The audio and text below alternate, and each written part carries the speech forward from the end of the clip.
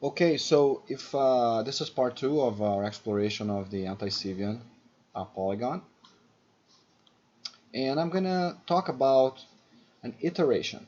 So I'm gonna place a point W on the Cevian connecting my reference blue polygon, Cevian from P1 through X, okay, passing through this vertex of the Cevian polygon, and I'm gonna place a point W somewhere, okay, place a point W somewhere.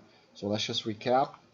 Blue is my reference polygon, and the green one is the Anticevian polygon, right? So the Anticevian, the green polygon is such that the blue polygon is its Cevian polygon. I'm going to place a link on the top right of this video so you can go back and get some of these definitions. Okay, so what we're doing new on this video is controlling a point W, which lies on the Cevian from P1 through X. Okay, and I can place this point W anywhere on that line. Okay, so I'm going to choose it to be slightly to the left of Q1. Let's restore sort of the regular polygon configuration.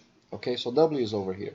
And what I'm going to do now is I'm going to do an iteration. So let's turn off the Anticevian, and I'm going to show you the iteration I was talking about in the previous video. Okay, the projective iteration. Let's place W a little closer to the polygon, and I'm going to launch the first quote-unquote ray. Well, the first ray passes through P4, and it will hit this next Cevian here. So I started on this Cevian, P1 through X Cevian, and I'm going to stop this ray in W through P4 on the next Cevian. What do I mean by next? I just move one vertex over, P2, X, and I have this next Cevian. And I'm going to stop this ray here, and I'm going to quote-unquote reflect it in such a way that the next ray passes through P5. This is not an optical reflection, but conceptually it is the same concept. So let's reflect that. So now here's my next ray. It's been reflected on the second Cevian, and by the same token it's going to stop on the third Cevian. And I'm going to repeat this process a third time, a fourth time, and a fifth time. Now let's move W a little bit so that these two things don't match. Now if I had chosen W as my initial or my candidate for my Cevian vertex, anti-Cevian vertex Q1, okay, if I carried out this iterative billiard-like trajectory, or this concatenation of projective transformations, I would not have ended up in the same spot I started. So the whole game of the Anticevian is for you to determine which one of these W's is such that these two ends meet, like so. Okay, if you can find that W, all right, you're gonna have the right Anticevian. So the computation that we're doing, let me turn this off, is precisely to locate the Q1, okay, which is not where W is right now, but the Q1, which is the good position for W. So if I place W over Q1 and I carry out that iteration that I just showed you guys, right? Let's place W right here. I'm just trying to place it on top of Q1, and I carry out that iteration. So let's turn off the Anticevian. So 1 ray, 2 rays, 3 rays, 4 rays, 5 rays, I come back to where I started. The thing is, given a polygon, a blue polygon, and a point X, I don't know where that W should be. So the previous video explained that we have a procedure to calculate Q1 and get the right Anticevian. Now the subject of this video is not exactly this. The subject of this video is, and you can see that if I continue this iteration, I'm going to be periodic, right? Because if I pass and I go back to W, I'm just going to repeat the same thing. But the subject of this video is if I pick the wrong W. So let's wiggle W a little bit around. Let's tweak it around a little bit. I can go all the way to the, it can be interior to the polygon. It can be here. It can be there. And what I want to do is I want to continue the iteration to see what's going to happen. So let's do one more ray. Here's one more ray. So, I wrapped all the way around. I came back to here, and I'm shooting another ray through P4, stopping at the next Cevian. So let's keep going. I do the same. I do the same. I do the same. I do the same, and something really strange happens. Even though I chose the wrong W, after I wrap around twice, I go back to the original W. Now let's move that W around on the first Cevian, and let's see what happens to these two loops around the polygon.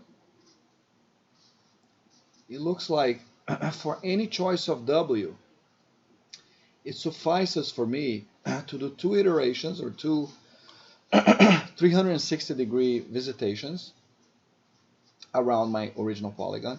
That after the second loop, I come back to W. It is mysterious why that is so, and we're going to try to figure out why that is. Let's just look at where the Cevian is. The correct position for W, Q1, is right here, so it's in between this W that I chose and where it comes back after the first loop. So if I approach W to Q1, look at what happens. The two loops approach each other, and they coincide if W is exactly on top of Q1. If I move W to the inside, I still got two loops, okay, but mysteriously, no matter what the shape of this polygon is or where the position of X is, I can change X around, and wherever I place X, I notice that two loops suffice for me to go back to W, meaning that in this case, if I execute these projections 10 times, 2 times 5, 10 times, I go back to W. But if I only execute them 5 times, as we saw before, first ray, second ray, third ray, fourth ray, let's get the fifth ray, I don't fall on the same W. So you might say, okay, I made a big mistake, but you just have to go around another time and you're going to go back to W. So this is still mysterious. Would like to know why we have this identity, this necessary identity after two loops. And of course, if you choose the right W, you get the identity within n iterations, not to n. Okay, you're going to get these interesting, let's reset this guy to the center. As you move W inwards, you get an interesting jump. There's going to be a certain position. So right here, you're getting that full extent of the pentagram extension of the sides of the pentagon. But as W penetrates the interior, you get this jump, right? Now you're going to get a jump here as W moves to the right. Okay, these two rays here are going to become parallel, and they're going to meet. They have to intersect each other, so they're going to meet in the at infinity, and they're going to cross to the other side of the drawing, and they're going to come back through here. So you're going to see the strange situation here. Let's move W inward. Okay, so it crossed. When it crosses, you get a different topology for the ensemble of rays, but you're getting the same phenomenon. After two loops, you go back to your original W. Okay, so if you go back here, let's start with W here. 1 ray, 2 rays, 3 rays, 4 rays, 5 rays, 6, 7, 8, 9, and then we complete the cycle. We're back to where we started. So it doesn't matter where W is and what the topology of these rays is, okay? You're going to get the two-loop phenomenon wherever W is, okay? So W goes near Q1, one of the fixed points of this projectivity. You get the identity in just one loop.